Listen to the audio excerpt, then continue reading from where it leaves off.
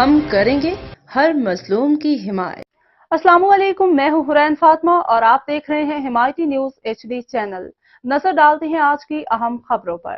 متحدہ کا نعرہ، متحدہ کا منشور، متحدہ کے بعد عوام کی خدمت صبح سے دوپہر، شام سے رات۔ کام صرف متحدہ ہی نے کرنے ہیں کیونکہ کام تو صرف اپنے ہی آتے ہیں۔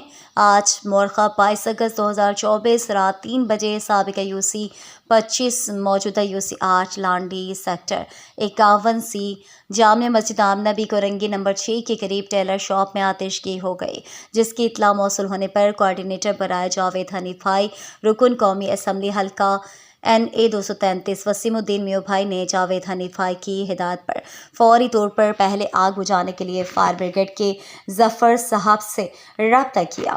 اس کے بعد کے الیکٹرک کے نمائندگان رفیق صاحب سے رابطہ کر کے بجلی معطل کروائی، جس پر کے الیکٹرک کے واجد صاحب موقع پر پہنچ گئے۔ اس ہی دوران سوئی سدرن گیس کمپنی کے نمائندے لیک صاحب سے رابطہ کیا، جنہوں نے فوری اپنے عملے کو بھیجا کیونکہ مذکورہ بالا مقام سے گیس لائن بھی گزر رہی تھی۔ بعد ازاں فائر بریگیڈ کے عملے نے فوری آگ پر قابو پایا۔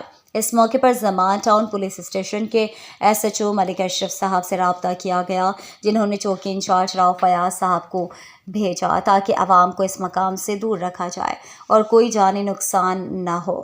تمام اداروں کے عملے نے فوری طور پر اپنے اپنے اداروں سے متعلق کام جانفشانی سے سر انجام دیے۔